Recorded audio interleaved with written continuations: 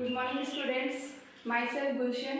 आज हम पढ़ेंगे पी ब्लॉक एलिमेंट्स जो क्लास 12 में 4 मार्क्स को अप्रोक्सीमेट कंटेन करता है। जैसे कि स्टूडेंट्स सबको पता है periodic table, modern periodic table में 18 ग्रुप्स होते हैं, जिसमें ग्रुप 13, 14, 15, 16, 17 एंड 18 पी ब्लॉक का हाइट होता है। ग्रुप 13 एंड ग्रुप 14 हमने क्लास 11 में पढ़ा था, जिसमें जनरल ट्रेंड्स और उसके कंपाउंड से कहते हैं हम लोगों ने, इसे हमने पूरा एक्सटेंडली पढ़ा था। नेक्स्ट हम पढ़ेंगे क्लास 12 के अंदर ग्रुप 15 को, ग्रुप 16, ग्रुप 17 एंड ग्रुप 18 को। अब स्टूडेंट्स ये क्वेश्चन अराइज होता है कि पी ब्लॉक एलिमेंट्स मेनली कहते हैं किसको है, कौन से एलिमेंट्स पी ब्लॉक के अंदर आते हैं। तो एग्जैक्टली उसके अंदर देखा जाए तो क्या होता है कि पी ब्लॉक ऐसे एलिमेंट होते हैं या फिर ऐसे एलिमेंट जिसका लास्ट इलेक्ट्रॉन पी उपकोश में आता है, पी सबशेल में आता है, उसे पी ब्लॉक एलिमेंट्स की कैटेगरी में कैटेगराइज किया जाता है। फॉर एग्जाम्पल अगर हम लोग चले तो बोरोन को देखा जाए, जैसे बोरोन एटॉमिक नंबर आता है 5 पे। अब हमें पता है जितना एटॉमिक नंबर उतना ही उसके अंदर इलेक्ट्रॉन होते हैं। जैसे एटॉमिक नंबर 5 है बोरोन का, तो इसके अंदर इलेक्ट्रॉन भी कितना होगा, 5 इलेक्ट्रॉन होंगे। सो इसका electronic configuration for example 1s2, 2s2, then 2p1। Exactly हम इसको टोटल करके देखें तो बोरोन इक्वल्स टू 5, इसके 5 के इक्वल है, तो इट मीन्स इसका इलेक्ट्रॉनिक कॉन्फ़िगरेशन एग्जैक्टली राइट है। 2, 2 एंड 1, इट मीन्स आप काउंट करो 1, 2, 3, 4 एंड 5। जो इसका लास्ट इलेक्ट्रॉन है वो पी सबशेल में फुलफिल हुआ है, तो इसीलिए ऐसे एलिमेंट जिसका लास्ट इलेक्ट्रॉन पी सबशेल में एंटर करता है उसे पी ग्रुप एलिमेंट्स की कैटेगरी में रखा जाता है। Aluminium, gallium, indium, thallium, carbon, silicon, germanium, tin, lead, nitrogen, phosphorus, arsenic, antimony, bismuth, oxygen, sulphur, selenium, tellurium and polonium, fluorine, chlorine, bromine, iodine, astatine, helium, neon, argon, krypton, xenon, radon, ये सारे P block की category में रखा जाता है। एक exception है इसके अंदर हीलियम को पी ब्लॉक कैटेगरी में हम लोग रखते हैं, लेकिन इसका इलेक्ट्रॉनिक कॉन्फ़िगरेशन पी ब्लॉक की इलेक्ट्रॉनिक कॉन्फ़िगरेशन से मैच नहीं होता है। फिर भी हमने इसको इस कैटेगरी में रखा है बिकॉज इसकी कैटेगरी में सारे के सारे नोबल एलिमेंट्स होते हैं, और नोबल एलिमेंट्स और हीलियम इनकी टेंडेंसीज और इनकी प्रॉपर्टीज सेम होती है, तो इसीलिए हीलियम को हमने इस ब्लॉक में फुलफिल किया है। अब हमें कम्प्लीटली पी ब्लॉक एलिमेंट्स का जनरल इलेक्ट्रॉनिक कॉन्फ़िगरेशन देखना है, जो कम्प्लीटली पी ब्लॉक का जनरल फॉर्मूला होता है या जनरल इलेक्ट्रॉनिक कॉन्फ़िगरेशन होता है। जैसे NS2 एंड NP1 to 6, ये जनरल कॉन्फ़िगरेशन होता है जो कम्प्लीटली पी ब्लॉक का एक कंटेमिनेंट फॉर्मूला होता है। इसके अंदर जो यहाँ पर n दिख रहा है उसका मतलब क्या होता है, इसका मतलब होता है पीरियड या फिर आवर जिसे बोल सकते हैं हम लोग, या फिर मुख्य क्वांटम संख्या, it means principal quantum number भी हो सकता है। फॉर एग्जाम्पल जैसे पीरियड नंबर फर्स्ट में हमारा आ रहा है हीलियम, देन पीरियड आवर जिसे हम बोलते हैं, देन सेकेंड आ रहा है हमारा ये वाला, देन थर्ड आवर्स में आ रहा है aluminium, silicon, phosphorus, sulphur, chlorine, argon, fourth आवर्स में gallium, germanium, arsenic, selenium, bromine and krypton. Next is period 5, आवर संख्या 5, indium, tin, antimony, tellurium, iodine and xenon. Next आवर 6 यानी पीरियड नंबर 6, इसमें आता है tellurium, lead, bismuth, polonium, astatine and radon. Next student electronic configuration.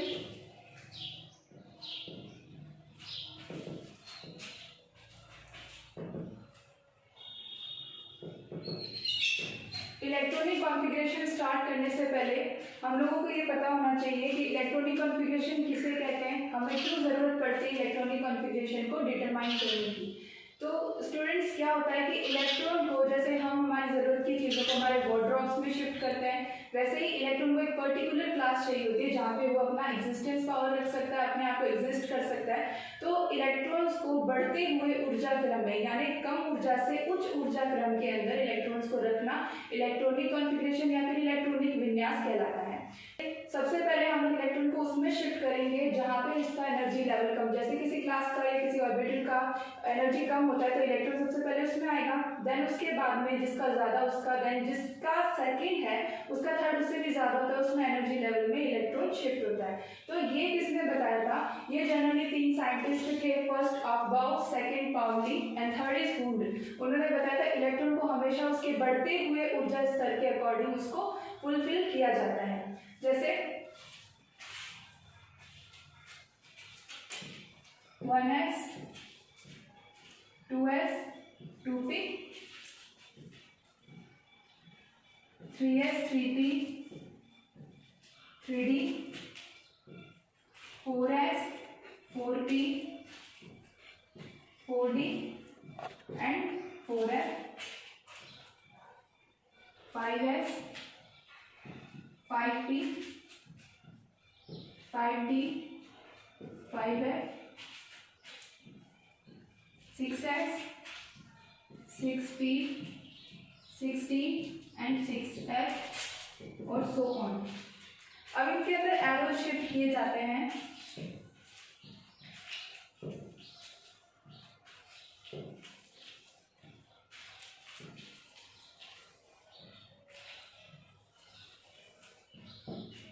In arrows को इसके head से इसके टेल से ज्वाइंट किया जाता है ताकि हम लोग देख सके कि ऊर्जा स्तर सक्सेसिव पॉइंट में कैसे आगे से आगे बढ़ता जा रहा है। तो 1s का हमने 1s एरो हेड को हमने 2s एरो हेड से ज्वाइंट किया है, देन 2s के एरो हेड से हमने 2p को ज्वाइंट किया है, देन ऐसे करते रहेंगे हम लोग जिससे इस नेट को इन्फॉर्मेशन हमें यहाँ पर प्राप्त होती है।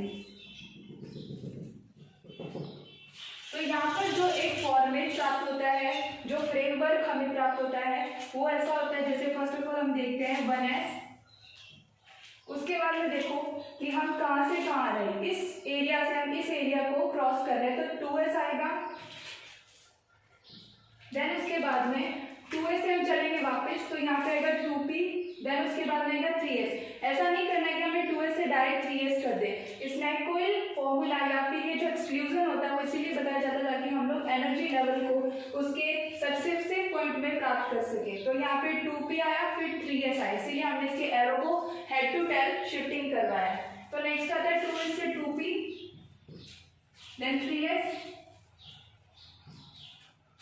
के बाद में आएगा 3p क्योंकि हमारा हेड टू टेल हमें सक्सेसिव पॉइंट में मूव करने के लिए बोल रहा है। तो यहाँ से गए हम लोग 3s से, फिर आए हम 3p में, 3p, देन 3p के बाद में क्या आ रहा है 4s, 4s के बाद में आएगा 3d, देन 3d के बाद में 4p, जिसे मैं यहाँ लिखती हूँ 4p, देन 5s। 5s के बाद में आप देख सकते हैं इसके हेड को से टेल से मिलाकर यहाँ पे क्या आ रहा है 4d एंड सो ऑन। तो बच्चों ये क्या होता है, ये फ्रेमवर्क होता है, ये कंफर्मेशन होती है जिसके अंदर हम लोग इलेक्ट्रॉन्स को फुलफिल करते हैं। जैसे हमारे इलेक्ट्रॉन्स को हमें शिफ्ट करना है तो हमें कहाँ रखना है, फॉर एग्जांपल जैसे हमने बताया था हमारे यूजफुल चीज़ों को हम लोग वार्डरोब या फिर अलमीराज के अंदर शिफ्ट करते हैं। तो उसी तरीके ये इलेक्ट्रॉन्स का एक अलमीरा फॉर्मेट होता है जिसके अंदर हम लोग इलेक्ट्रॉन्स को एटॉमिक हाउस के अंदर रखते हैं, ठीक है। तो यहाँ पे जैसे 1s 2s 2p 3s 3p 4s 3d 4p 5s 4d ये एक तरीके से हमारे इलेक्ट्रॉन्स के होम टाउन्स होते हैं जिसके अंदर इलेक्ट्रॉन एग्जिस्ट करता है। अब बात आती है कि हमें इलेक्ट्रॉन को किस तरीके से इसके अंदर शिफ्टिंग करवाना है, कैसे करवाना है, और उसके लिए हम लोग देखेंगे छोटा सा trick s p d l।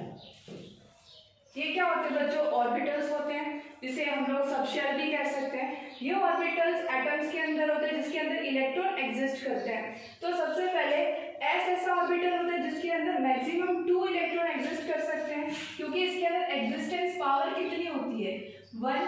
Then P की बात करते हैं, पी के अंदर एग्जिस्टेंस ऑफ इलेक्ट्रॉन्स कितने होते हैं 6 बिकॉज उसके अंदर कितने एग्जिस्टेंस चैम्बर होते हैं 3 होते हैं, जैसे 1 2 एंड 3। और आपको पता है क्लास 11 में हमने क्वांटम नंबर्स में देखा था कि जैसे एक ब्लॉक में यू मीन दैट कि एक एग्जिस्टेंस चैम्बर के अंदर 2 इलेक्ट्रॉन्स एग्जिस्ट कर सकते हैं, तो 3 चैम्बर्स हमारे पास में जिसमें टोटल इलेक्ट्रॉन्स कितने एग्जिस्ट करेंगे 1 2 3 4 5 6 और इसके अंदर कितने करेंगे 2।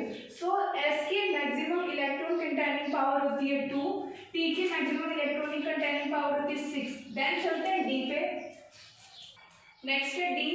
तो डी के अंदर कितने होते हैं चैम्बर इसके अंदर इलेक्ट्रॉन एग्जिस्टेंस के, इसमें होते हैं टोटल 5 1 2 3 4 एंड 5। तो 5 इसके अंदर एग्जिस्टेंस चैम्बर होते हैं, तो इसके अंदर इलेक्ट्रॉन्स मैक्सिमम कितने फील हो सकते हैं, इसमें इलेक्ट्रॉन मैक्सिमम फील हो सकते हैं 10। तो इसकी एग्जिस्टेंस पावर कितनी होती है इलेक्ट्रॉन्स को कंटेन करने की 10 होती है। देन नेक्स्ट चलते हैं एफ। F के अंदर कितने होते हैं 7, 1 2 3 4 6 and 7, 1 2 3 4 5 6 and 7 इसमें एग्जिस्टेंस चैम्बर ऑफ इलेक्ट्रॉन्स होते हैं। तो आपको पता है कि एक एग्जिस्टेंस चैम्बर में अगर 2 इलेक्ट्रॉन्स भर सकते हैं तो साथ में कितने भर सकते हैं 14। तो इसीलिए हम कह सकते हैं कि F के अंदर F ऑर्बिटल्स में मैक्सिमम इलेक्ट्रॉन्स 14 की कंटेनिंग पावर होती है, 2 की, P में 6 की, D में 10 की एंड F में 14 इलेक्ट्रॉन्स। तो इस हिसाब से हम लोग देख सकते हैं कि जैसे 1s है 2s है 2p, हमको देखना है कि किसमें कितने इलेक्ट्रॉन्स हम लोग फिल कर पाएंगे। तो इस छोटी सी ट्रिक को हम देखकर हम लोग इलेक्ट्रॉनिक कॉन्फ़िगरेशन को कंफर्म कर सकते हैं। नेक्स्ट, नाउ स्टूडेंट्स, हमारे पास एक क्वेश्चन अराइज होता है कि इलेक्ट्रॉन्स को हम फिल तो इस फॉर्मेट में कर देंगे, लेकिन हमें ये क्वेश्चन अराइज हुआ कि यहाँ पर कैसे इलेक्ट्रॉन की एनर्जी ज़्यादा होती है, हम लोग कैसे इसको मैथमेटिकली फॉलो कर सकते हैं कि हम लोगों को कैसे पता चला कि इलेक्ट्रॉन्स की एनर्जी लेवल ज़्यादा है या कम है। तो इसके लिए एक रूल आता है जिसे बोलते हैं N+L रूल। इसे क्या बोला जाता है N+L रूल। तो N+L रूल के अंदर जो N होता है उसे बोला जाता है प्रिंसिपल क्वांटम नंबर, जिसे बोलते हैं मुख्य क्वांटम संख्या, और जो L होता है उसे बोलते हैं द्विगंशी क्वांटम संख्या यानी एजीमुथल क्वांटम संख्या या क्वांटम नंबर। अब इसके अंदर देखो, जिसके लिए किसी भी सिस्टम के लिए N+L की वैल्यू ज्यादा होती है तो वो लेवल होता है हाई एनर्जी लेवल वाला या उच्च ऊर्जा स्तर वाला लेवल होता है।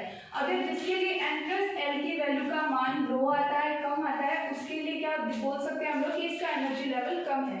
तो इस हिसाब से N+L रूल को फॉलो करवाते हैं तो हमें पता चलता है कि कौन से सिस्टम का एनर्जी लेवल ज्यादा और कौन से सिस्टम का एनर्जी लेवल कम है। तो हम देखा जाए तो यहाँ पे हम देखेंगे कि एग्जाम्पल की फॉर्म में हम लेते हैं first of all 1s and 2s को, कि इलेक्ट्रॉन को पहले आप 1s में फिल कर रहे हो, फिर 2s में फिल कर रहे हो, फिर 2p में। ऐसा क्यों नहीं आपने 2s में फर्स्ट इलेक्ट्रॉन भरा, आपने 1s में इलेक्ट्रॉन भर दिया। तो ये एक क्वेश्चन अराइज होता है, तो इसके लिए हम लोग इसका यूज करते हैं। तो N+L के अकॉर्डिंग देखो कि जो यहाँ पर n है वो होता है आवर्त संख्या भी बोल सकते हैं जिसे हम लोग, और मुख्य क्वांटम संख्या भी बोल सकते हैं, प्रिंसिपल क्वांटम नंबर भी बोल सकते हैं। तो 1s के लिए और 2s हमें कंपैरेटिवली देखना है कि 1s और 2s में से किसका एनर्जी ज्यादा है। हम लोग इलेक्ट्रॉन 1s में क्यों फिल करते हैं फर्स्टली, तो यहाँ पे फॉलो करवाते हैं N+L को।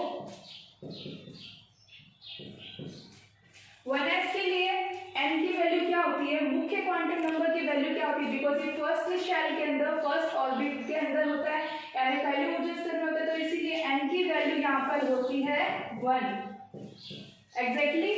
तो यहाँ पर लिखेंगे 1।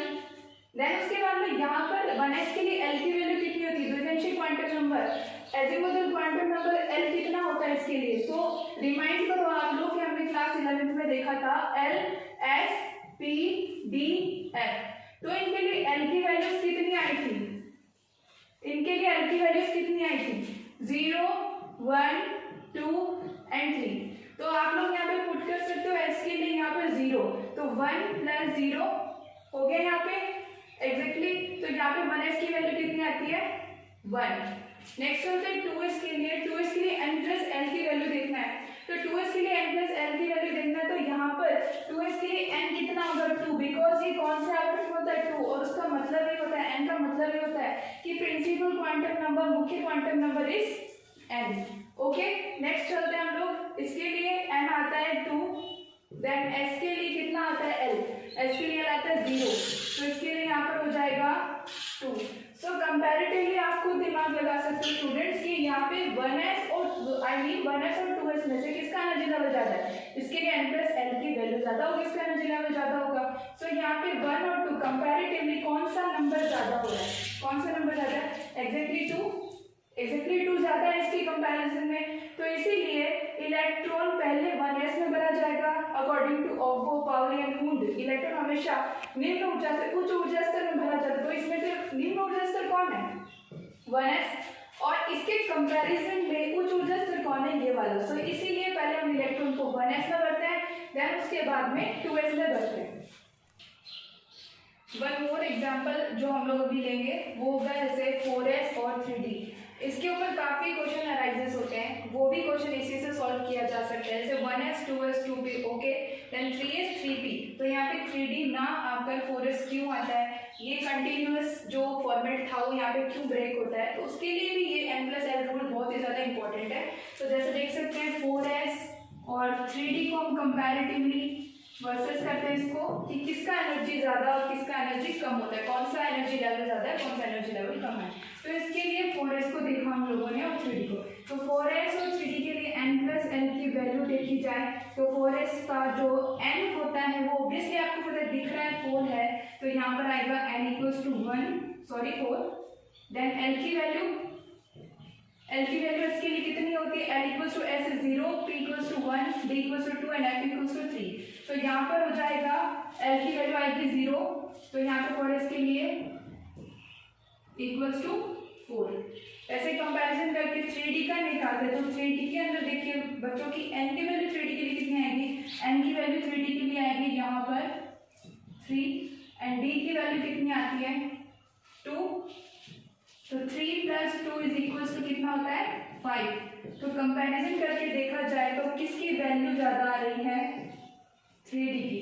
तो इसीलिए हमारा जो फॉर्म है कि निम्न ऊर्जा स्तर से उच्च ऊर्जा स्तर में इलेक्ट्रॉन्स को फिल करना है, तो यहाँ पर हम लोग देख सकते हैं कि पहले 4s में जाएगा फिर जाएगा 3d के अंदर। तो ये वाला जो क्वेश्चन बच्चों अराइज होता है वो आपका n+l रूल से ही कंफर्म किया जाता है। तो इसीलिए electron first of all 4s में आता है, देन उसके बाद में 3d के अंदर वो एंटर होता है। नेक्स्ट एग्जाम्पल है 4p और 5s के बीच में हम लोगों को देखना है कि किसका एनर्जी लेवल ज़्यादा और किसका कम होता है, बिकॉज इसका n+l वैल्यूज दोनों की सिमिलर आती है। फॉर एग्जाम्पल जैसे 4p के लिए n+l कितना होता है, n कितना होगा 4p के लिए 4 और p का l कितना होगा 1। वैसे ही हम इसके लिए कर सकते हैं 5s के लिए n+l कितना होगा 5 प्लस s की l कितना होता है 0, तो इसका टोटल आएगा 5 और इसका टोटल आएगा 5। मीन्स एक क्वेश्चन अराइज हुआ यहाँ पर कि दोनों की वैल्यू सेम है, इधर भी 5 है और इधर भी 5 है, तो इलेक्ट्रॉन सबसे पहले किसमें एंटर करेगा, तो इलेक्ट्रॉन उसमें एंटर करता है जिसके लिए प्रिंसिपल क्वांटम नंबर की संख्या कम होती है। तो फर्स्टली इलेक्ट्रॉन उसमें एंटर होता है चाहे उसकी वैल्यू कितनी भी सिमिलर आ जाए, रिजल्टेंट वैल्यू चाहे कितनी भी सिमिलर आ जाए, हमको ये देखना उस केस के दौरान कि कौन सा एनर्जी लेवल यू मीन कौन सा n जिसको हम बोलते हैं प्रिंसिपल क्वांटम नंबर किसके लिए कम है, उसके अंदर इलेक्ट्रॉन को फर्स्टली फिल करते हैं, नेक्स्ट उसके बाद में करते हैं जिसके लिए ज़्यादा होता है। ऐसे स्टूडेंट्स हम एक्सटेंटली इलेक्ट्रॉनिक कॉन्फ़िगरेशन को देखेंगे। तो ग्रुप 13 14 ऑब्वियसली हमारे सिलेबस में इस बार नहीं है क्लास 12 में, लेकिन हम इलेक्ट्रॉनिक कॉन्फ़िगरेशन सबका देख के चलेंगे ताकि हमें ये कंटैमिनेट हो जाए कि हमें इलेक्ट्रॉनिक कॉन्फ़िगरेशन कम्प्लीटली आते हैं। तो फर्स्ट है बोरोन। बोरोन का क्या होता है, एटॉमिक नंबर होता है 5 एटॉमिक नंबर है। फ्रेमवर्क हमारा यहाँ पर हम लोगों ने यूज़ कर रखा है, फ्रेमवर्क के अकॉर्डिंग यहाँ पर बोरोन के लिए होगा 1s 2s देन 2p। यहाँ देखा हमने, तो इसके इलेक्ट्रॉनिक कॉन्फ़िगरेशन क्या आता है 1s2, क्या हम यहाँ पर 3 इलेक्ट्रॉन्स फिल कर सकते हैं। देखो बोरोन के अंदर 5 एटॉमिक नंबर है, इसके अंदर इलेक्ट्रॉन्स मैक्सिमम 5 आएंगे, तो देखो इसके अंदर 5 इलेक्ट्रॉन्स को हमें डिस्ट्रीब्यूट करना है। तो हमने यहाँ पे किया 1s2, क्या हम यहाँ पे 1s3 कर सकते हैं, नहीं कर सकते, बिकॉज s की जो इलेक्ट्रॉन कैपेसिटी होती है वो होती है मैक्सिमम 2, p की मैक्सिमम इलेक्ट्रॉन कैपेसिटी कितनी होती है 6, d की होती है 10 एंड f की होती है मैक्सिमम 14। हम इसको इससे कम या ज़्यादा नहीं कर सकते। कम की कंडीशन होती है कि जब हमारे पास में इलेक्ट्रॉन पर्टिकुलर उतना ही कंटेंट रह गया है तो हम कम कर सकते हैं, लेकिन उससे ज़्यादा नहीं कर सकते। तो यहाँ पे देखो 1s, तो हम 1s3 इसीलिए नहीं करते हैं क्योंकि इसकी जो मैक्सिमम कैपेसिटी होती है वो 2 इलेक्ट्रॉन्स कंटेंट की होती है। नेक्स्ट इसके पास अगर हमने 2 इलेक्ट्रॉन्स यहाँ पे फिल कर दिए तो कितने इलेक्ट्रॉन्स बचते हैं 3, इसमें से आएगा 2 यहाँ पर बच गया है, जो बचा उसको हम यहाँ पे नहीं रख सकेंगे क्योंकि मैक्सिमम कैपेसिटी इज 2। नेक्स्ट इधर चलते हैं, इधर रहता है 1 इलेक्ट्रॉन, तो ये हो गया हमारा बोरोन का 5 इलेक्ट्रॉन डिस्ट्रीब्यूट कंप्लीट। अब देखो क्या होता है कि एक फॉर्म होती है ओपन फॉर्म और एक होती है एब्रीवेटेड फॉर्म। एब्रीवेटेड फॉर्म की बात कर सकते हैं, जैसे हम बोलते हैं लघु रूप के अंदर लिखना। इलेक्ट्रॉनिक कॉन्फ़िगरेशन जैसे हम चलते थैलियम तक आगे से बहुत सारे एलिमेंट्स आते हैं जिसके बहुत ही लंबे लंबे इलेक्ट्रॉनिक कॉन्फ़िगरेशन होते हैं, जो जनरल बात में हम बोले तो उसको एक एब्रीवेटेड फॉर्म, ताकि उसको हम एक लघु रूप में लिख के आगे कंफर्म कर सके, तो उस तरीके से भी लिखा जाता है। तो उसके लिए क्या इंपॉर्टेंट है कि जैसे जो एलिमेंट हमारे पास में आ रहा है उससे पहले कौन सा नोबल एलिमेंट आया है। तो देखिए आप लोग, हमारे पास में ग्रुप 18 में सारे नोबल एलिमेंट होते हैं, जैसे helium, neon, argon, krypton, xenon and radon. Helium कितने पे आता है? 2 पे आता है, नियॉन आता है 10 पे, organ 18, krypton 36, xenon 54 and radon 86। इन सब के ऑक्टेट कंप्लीट होता है। सो इसीलिए नोबल कैसे अक्रिय एलिमेंट्स बोल सकते हैं हम इनको, किसी क्रिया नहीं करते, एक्सेप्शनली क्रिया करते हैं, लेकिन इनको हम लोगों ने एक अलग स्पेसिफिक कंटेमिनेटिंग एरिया दिया है पीरियोडिक टेबल में, जिसे बोलते हैं नोबल एलिमेंट्स ग्रुप। देन अब देखिए कि बोरोन से पहले कौन सा नोबल एलिमेंट आया है। तो बोरोन से पहले ऑब्वियसली बोरोन से पहले hydrogen, helium, lithium, beryllium, boron. तो इन सब में से जो नोबल एलिमेंट है वो सिर्फ हीलियम है। तो इसका बिहाफ कौन बनेगा, इसका आइडियल एब्रीवेशन के लिए कौन बनेगा, होगा हीलियम। तो इसको हम लोग एब्रीवेटेड फॉर्म में भी लिख सकते हैं। तो अगर मैं यहाँ पे इसको लिखना चाहूँ तो यहाँ कैसे लिख सकती हूँ, हीलियम, बिकॉज हीलियम का इलेक्ट्रॉनिक कॉन्फ़िगरेशन क्या होता है, हीलियम 2 पे आता है, इलेक्ट्रॉनिक कॉन्फ़िगरेशन होगा 1s2। तो हीलियम, देन उसके बाद में 2s2, देन 2p1। तो आप काउंट करके देख सकते हैं कि 5 इलेक्ट्रॉन है, और आई मीन 5 एटॉमिक नंबर, तो 5 ही इलेक्ट्रॉन होना चाहिए। तो इसको 1s को मैं इस फॉर्म में लिख सकती हूँ। तो यहाँ पे मैंने लिखा हीलियम 2s2 देन 2p1। तो ये बन जाता है इसका एब्रीवेटेड इलेक्ट्रॉनिक कॉन्फ़िगरेशन, और हम लोग ओपन फॉर्म में भी लिख सकते हैं इसको। नेक्स्ट चलते हैं एल्यूमिनियम। एल्यूमिनियम कितने पे आता है, 13 पे। तो जैसे कि हम बात करते हैं कि एल्यूमिनियम से पहले जो आता है अपने पास में अक्रिय एलिमेंट, वो कौन सा होता है, नियॉन होता है। लेकिन हम इसको ओपन फॉर्म में लिखेंगे, जैसे 1s 2s 2p। अब इसको फिल किया हम लोगों ने, देखो 1s2 2s2 देन 2p6। तो यहाँ पे कितने इलेक्ट्रॉन हो गए, 10। तो इसके लिए हमें आगे भी ऑर्बिट चाहिए। तो यहाँ पे क्या हो जाएगा, 3s देन 3p। नेक्स्ट है, तो 3s के यहाँ तक तो हो गया हमारा 10। हमारे पास में कितने इलेक्ट्रॉन्स फिल और करने इस कॉन्ट्रीब्यूशन के अंदर, 3 इलेक्ट्रॉन्स और फिल करने, बिकॉज हमारा एटॉमिक नंबर 13, और आपको पता है एटॉमिक नंबर जितना होता है उसमें उतने ही इलेक्ट्रॉन्स होते हैं। तो यहाँ पर हमने भरा 10 इलेक्ट्रॉन्स कंप्लीट हो चुके हैं, 3 इलेक्ट्रॉन्स मोर हैं, तो यहाँ पे 2 एंड लास्ट इज 1। इसीलिए इनको पी ब्लॉक कैटेगरी में रखा जाता है, बिकॉज इनका लास्ट इलेक्ट्रॉन होता है वो पी ब्लॉक के अंदर एंटर करता है। नेक्स्ट, इसको एब्रीवेटेड फॉर्म में अगर हमें लिखना है तो कैसे लिखेंगे। फर्स्ट ऑफ ऑल इस पूरे फॉर्म को हमने चेंज कर दिया नियॉन के अंदर, neon, then 3s2 then 3p1। ये होता है इसका open form and abbreviated form, जिसे हम लघु रूप भी कहते हैं। ओके, नेक्स्ट है गैलियम का। तो गैलियम के लिए भी एब्रीवेटेड फॉर्म कैसे लिखेंगे, लघु रूप कैसे लिखते हैं गैलियम के लिए। तो गैलियम से पहले बच्चों देखो कि कौन सा नोबल एलिमेंट आया है। तो गैलियम से पहले कौन आया, 31 से पहले तो कौन आया, नियरेस्ट आ रहा है 18, क्योंकि क्रिप्टॉन तो 36 पे, तो इसे हम नहीं ले सकते। तो इसीलिए यहाँ पर हम लिखेंगे आर्गन। देन उसके बाद में यहाँ पर आता है 3d, then 4s and 4p। अब स्टूडेंट्स यहाँ पे 3d आ रहा है। देखिए क्लास 11th में हमने देखा था कि पीरियोडिक टेबल में फोर्थ आवर्त से डी सीरीज स्टार्ट हो जाती है। डी सीरीज इंटरनल में कौन आ जाता है, डी सीरीज, यानी हम इसको डी सीरीज को क्रॉस करके आ रहे हैं। तो इसीलिए इसके इंटरनल में कौन आ गया इस बार 3d। यहाँ पर डी हमने नहीं देखा, देखो यहाँ पे हम लोगों ने डी नहीं लिखा है, यहाँ पे हमने कहीं डी नहीं लिखा, लेकिन यहाँ पे इंटरनल में डी आ रहा है, बिकॉज डी सीरीज यहाँ पे इससे पहले स्टार्ट हो चुकी है। नेक्स्ट है organ 3d 4s 4p। Total electron 31। Total electrons कितने होते हैं, 31। तो इसको कंफर्म कीजिए कि जितना हमारा एटॉमिक नंबर होता है उतना ही इसके अंदर इलेक्ट्रॉन होना चाहिए, अदर देन वो एक रॉन्ग सिग्निफिकेंट देता है। तो जैसे 31 नहीं हुआ, यहाँ पे 32 या 33 हो रहा है, तो ये हमारा इलेक्ट्रॉनिक कॉन्फ़िगरेशन गलत है। तो हम इसको क्रॉस चेक भी कर सकते हैं। तो देखिए आर्गन आ रहा है 18 पे, ओके 18 इज कंफर्म, 18 इलेक्ट्रॉन्स हमारे कंफर्म हो चुके हैं, जो आर्गन के एब्रीवेटेड या लघु रूप के अंदर हमने लिख रखा है। नेक्स्ट है 3d 4s एंड 4p। तो 3d के अंदर हम कितने इलेक्ट्रॉन भरते हैं, देखो maximum existence power of electron of d is 10। तो यहाँ पर आ जाएगा 10। 4s के लिए कितना हो जाएगा, 4s के लिए देखो 2, देन यहाँ पर कितना हो जाएगा 1। तो टोटल हम लोग काउंट करें 18 और 10 कितना होता है 28, 28 एंड 2 कितना होता है 30, 30 एंड 1 कितना होता है 31। क्या हमने क्रॉस चेक करके देखा कि एग्जैक्टली फाइन है? Okay, it equals to 31 and 31, तो ये एकदम करेक्ट है। ऐसे हम चलते इंडियन पे, तो इंडियन पे चलेंगे तो इंडियन के लिए अब्रिविएटेड फॉर्म क्या लिखी जाएगी यहाँ पर? देखिए इंडियन से पहले कौन सा नोबल एलिमेंट आ रहा है? इंडियन से पहले जैसे 49 है तो 49 ऑब्वियसली कौन आएगा 49 से पहले? क्रिप्टॉन आ रहा है यहाँ पर, क्रिप्टॉन 36 है। देन यहाँ पे आएगा 3D, तो यहाँ पे भी डी सीरीज स्टार्ट है बिकॉज इसके बाद में D and F series start हो जाती है। तो यहाँ पे आएगा अपना 4D, 5S एंड 5P। तो देखो बच्चों कि ये कैसे, जैसे यहाँ पे था इस फॉर्म को देखो जो बाइथन कोश है इसका,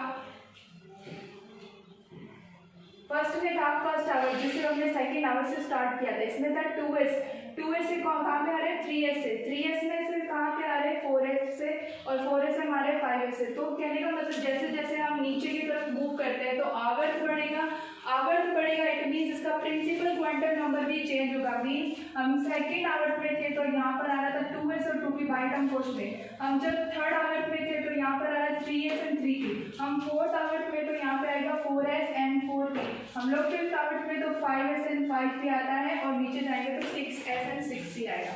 और आपको पता है कि D के लिए क्या होता है कि n-1D, यानी प्रिंसिपल क्वांटम नंबर में से एक माइनस करो उसकी वैल्यू D होती है। जैसे यहाँ पर हम लोग देखें प्रिंसिपल क्वांटम नंबर कौन है 4, तो 4 माइनस 1 कितना होगा 3, तो इसीलिए हम 3 को किस फॉर्म में लिखेंगे 3D फॉर्म में। वैसे ही चलते हैं नेक्स्ट, यहाँ पे इंडिया में देखो, इंडिया में कितना आ रहा है, जैसे आवर्त बढ़ा तो बाइथन कोश का जो एक प्रिंसिपल क्वांटम नंबर वो भी चेंज हुआ 5S एंड 5P। तो देखिए तो n-1 कितना हो जाएगा 4D ऑब्वियसली। चलो नेक्स्ट इंडियन को देखा तो इंडियन में आता है krypton 36, then 10, 5S 2 and 1। Cross check करने के लिए हम लोग इसको कैलकुलेट करें कि यहाँ पर जितना एटॉमिक नंबर है उतने इसके अंदर इलेक्ट्रॉन प्रेजेंट है या नहीं। तो देखिए 36 and 10 and 2 and 1 is exactly 49, yes okay. Next है टेलुरियम। टेलुरियम के लिए क्या होगा, यहाँ पर देखा जाए तो इसके लिए कौन सा नोबल एलिमेंट आता है? देखिए नोबल एलिमेंट टेलुरियम के लिए कौन आएगा, यहाँ पर आएगा जिनॉन, जिनॉन आता है 54 पे। नेक्स्ट यहाँ पर क्या होगा कि F सीरीज 6th आवर्त से स्टार्ट हो जाती है, इसीलिए यहाँ पर इंटरनल में कौन आता है 6 आई मीन F। तो यहाँ पर आएगा first of all 4F, 6D I mean sorry 5D, 6S and 6P। तो यहाँ पे देखिए 54 है, तो F की maximum existence power of electron कितनी होती है 14 होती है। देन 10, 2 एंड 1, इसको हम क्रॉस चेक करने के लिए कैलकुलेट कर सकते हैं 54, 14 then 10, 2 plus 1 equals to 81, it's exactly right. Next देखो अगर आपको क्रॉस चेक करना है जितना आपका इलेक्ट्रॉन होगा है उतना उसका एटॉमिक नंबर होता है तब वो सही होता है, अनदर देन वो गलत होगा। तो आप इसका यहाँ पे एग्जैक्टली क्रॉस चेक कर सकते हो। तो ये होता है ग्रुप 13 का इलेक्ट्रॉनिक कॉन्फ़िगरेशन। नेक्स्ट इनका इलेक्ट्रॉनिक कॉन्फ़िगरेशन कंफर्म होता है, इसमें हम लोगों ने देखा कंप्लीटली कि इलेक्ट्रॉन कैसे डिस्ट्रीब्यूट किए थे हम लोगों ने। तो यहाँ पर आप लोग एक बात और ध्यान रखना कि ये जो लास्ट इलेक्ट्रॉनिक कॉन्फ़िगरेशन होता है जैसे 2s 2p general electronic configuration को डिनोट करता है। जैसे जनरल इलेक्ट्रॉनिक कॉन्फ़िगरेशन ओवरऑल का क्या था ns2 np 1 to 6, और पर्टिकुलर ग्रुप का क्या था ns2 np1, जो इसको ट्रेंड को ये फॉलो कर रहा है। n क्या होता है आपको पता ही है, अभी हम लोगों ने पूरे डिटेल में देखा है। प्रिंसिपल क्वांटम नंबर या फिर आवर्त संख्या जैसे बोल सकते हैं, जैसे आवर्त दूसरा है तो n कितना है 2s एंड 2p। तो जैसे जैसे नीचे जा रहा है वैसे वैसे हमारा ns np बदलता जा रहा है, और आपको अप टू डाउन आने पर किसी भी ग्रुप के अंदर अप टू डाउन आते हैं तो उसका आवर्त चेंज होता रहता है। जैसे 2s 2p 3s 3p 4s 4p 5s 5p 6s 6p 1। Then इसी प्रकार ये हो जाता है ग्रुप नंबर 13 का इलेक्ट्रॉनिक कॉन्फ़िगरेशन कंप्लीट। 14 का इलेक्ट्रॉनिक